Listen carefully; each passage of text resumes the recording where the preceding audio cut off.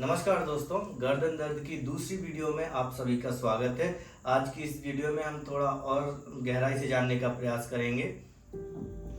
जैसा कि आप सभी जानते हैं, as per the yogic science मुख्यतः हमारी बॉडी में 7 चक्र होते हैं। 7 चक्रों में एक विशुद्धि चक्र भी होता है। हर चक्र किसी न किसी पर्टिकुलर ग्लैंड्स को रिलेट करता है और जो ग्लैंड्स होती है वह हार्मोन्स रिलीज करती है। हर हार्मोन्स हमारी बॉडी पर फिजिकली, मेंटली, इमोशनली किसी न किसी प्रकार से प्रभाव डालता है।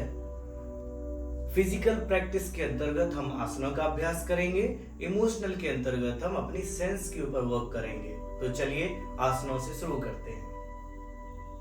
सबसे पहले हमें इसके लिए पेट के बल आराम से लेट जाना है।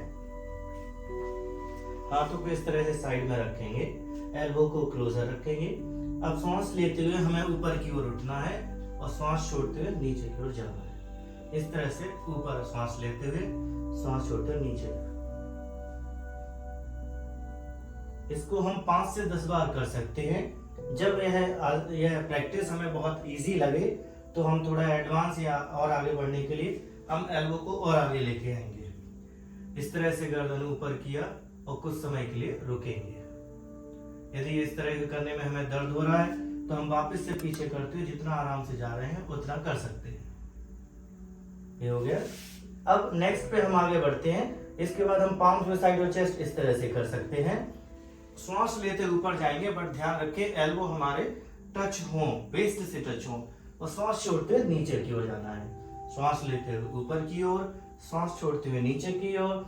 फिर जैसे ही हम ऊपर गए तो ये इस बात का ध्यान रखना है कि हमारे जो एल्बोज हैं, कुहनी है जो हमारी, वो कमर से टच होनी चाहिए और सामने की ओर देखना है। इस तरह से स्क्वीज नहीं करना है। कुछ लोग इस तरह से करते हैं। आपको आराम से शोल्डर्स को ओपन रखना है, एल्बो साइड में रखना है। कुछ समय के लिए रुकेंगे, श्वास छोड़ते हुए बाद में आ जाएंगे। इसको हम भुजंगासन बोलते हैं। यह अभ्यास हमारी गर्दन दर्द में बहुत लाभकारी है। इसके साथ साथ ये हमारे बैक पेन और सब में भी रिलीज करता है, लेकिन हमको गर्दन दर्द में बहुत सहायक होता है। श्वास छोड़ते हैं नीचे।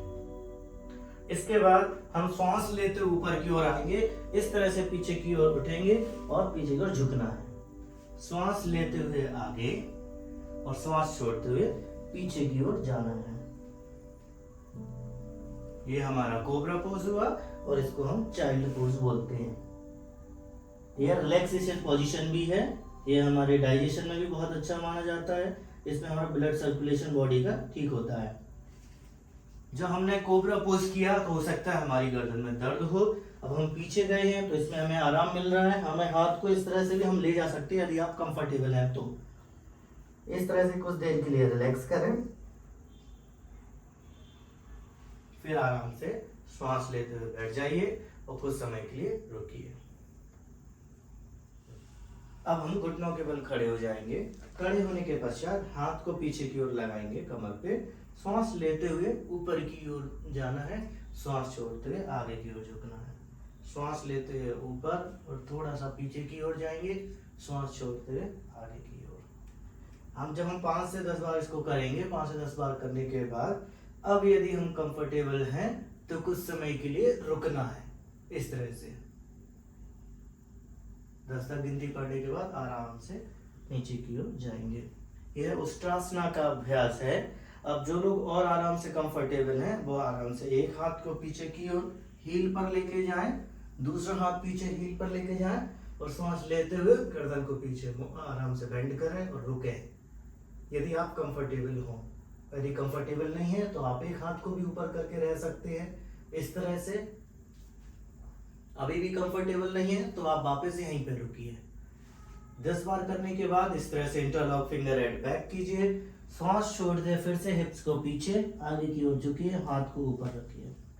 कुछ समय के लिए इस अभ्यास को करें, योग मुद्रासना। इसके बाद हम रिलैक्स अवस्था में आ जाएंगे। अब हम पीठ के बल लेट जाएंगे।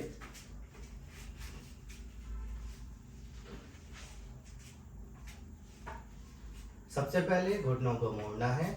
मोड़ने के बाद हाथ को साइड में रखना है। श्वास लेते हुए हिप्स को ऊपर उठाना है, श्वास छोड़ते हुए नीचे करना है। इसको 5 से 10 बार करना है। इसके बाद ऊपर करने के बाद रुकना है। कुछ समय तक हमें रुकना है। हमें 10 तक हम गिनती भी पढ़ सकते हैं, काउंटिंग कर सकते हैं। सामान्य अवस्था में रहना है, चेहरे पर कोई खिंचाव नहीं लाना है। इसके बाद हम आराम से नीचे आ जाते हैं। इसको हम सेतुबंध आसन बोलते हैं। ये हमारे बैक पेन के लिए भी बहुत अच्छा है, लेकिन हम चूंकि गर्दन दर्द के लिए ये अभ्यास कर रहे हैं तो इसमें भी हम इसका अभ्यास कर सकते हैं। इसके पश्चात अब हम हाथों को नीचे करेंगे और हमें एल्बो का सहारा लेते हुए ऊपर की ओर उठना है, अपने पैर के पंजों को आपस में जोड़ना है, देखना है, फिर सांस लेते हुए पीछे की ओर जाना है। इस तरह से हमारा जो क्राउन एरिया है यानी अपर हेड पोर्शन है उसको मैट पर प्लेस करना है आराम से और कंफर्टेबल रहना है। यह गर्दन के लिए बहुत अच्छा ही है, बहुत अच्छा बेनिफिशियल है, इसको हम कर सकते हैं। इसको हम फिश पोज बोलते हैं। अब सांस छोड़ते हुए आराम से वापस आना है, कुछ समय के लिए रिलैक्स रहना है। इसके बाद दोनों घुटनों को मोड़ना है, फिर हग करना है, कुछ समय के लिए इस तरह से रिलैक्स रहना है और रिलैक्स अवस्था में आ जाइए। अब पैरों को नीचे सामान्य अवस्था में सांस लेंगे, छोड़ेंगे। उसके गर्दन को राइट साइड में कीजिए, सांस लीजिए, लेफ्ट साइड में कीजिए, सांस लीजिए और रिलैक्स रहिए। अब जब हम इस अभ्यास को पूरा कर लेते हैं, आराम से एक तरफ की ओर घूमिए धीरे धीरे और आराम से बैठ जाइए।